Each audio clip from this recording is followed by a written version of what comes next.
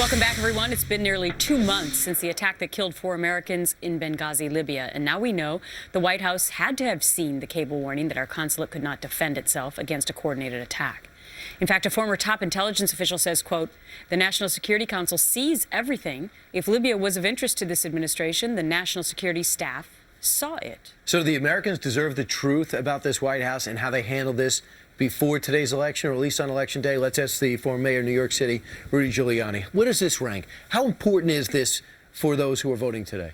I think it may be the most important thing. I realize the economy is the most important issue, but having a commander-in-chief that is competent, that knows what he's doing in the area of national security, that has the back of our men and women who serve us is the most important thing we can have. And the president let these people down, not just the day that it happened, but the months before. 2 prior attacks on that consulate.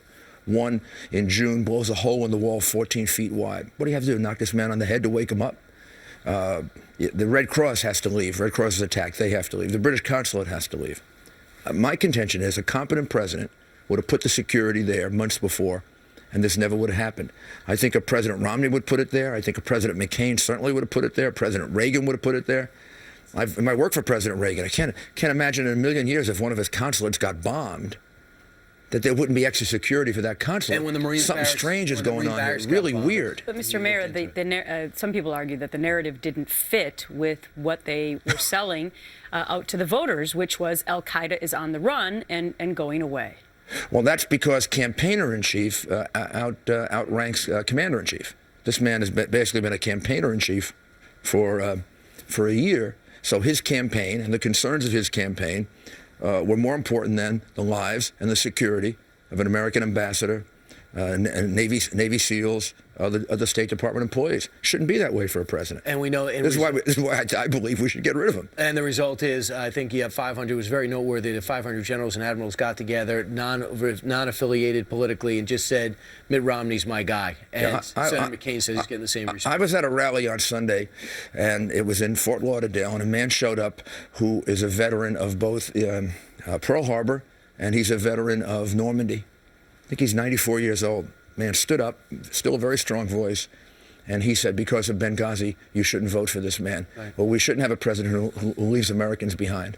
You blasted FEMA. You said this response is similar, and I agree, to what we saw at Katrina, and it seems this president's getting a total pass. What could you have done if you were thinking ahead?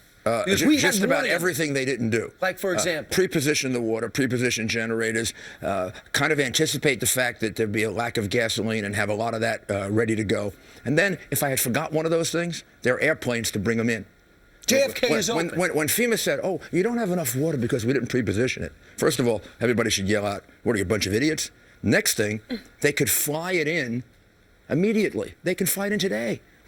Kennedy Airport's been open for 4 or 5 days. You can fly anything you want to Kennedy Airport.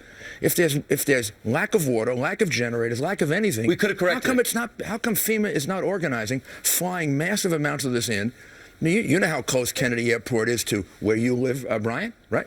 How long is it? It's right next to Breezy Point. It's right next to Breezy Point, and those poor people have been totally devastated.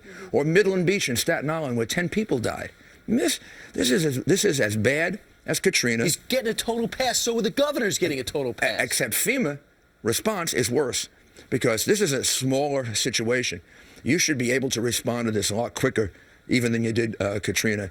And as somebody who honestly pretty much knows emergency response, you do. This is like F-. This is about as bad as it gets. President's getting away with it.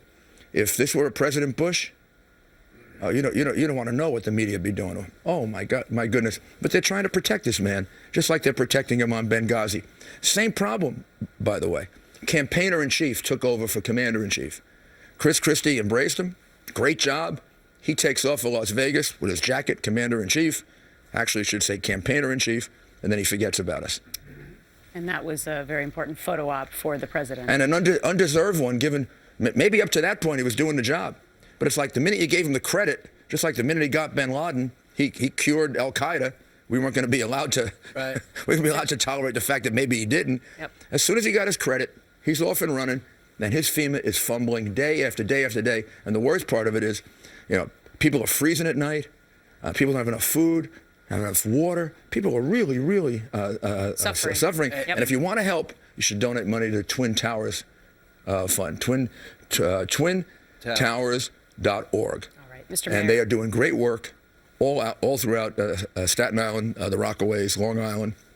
Just set up an office in Coney Island, and they're actually bringing things to people. Thank you so much, Mr. Mayor, for your Thank you. perspective today. Coming up on immigrants on the voters' rolls.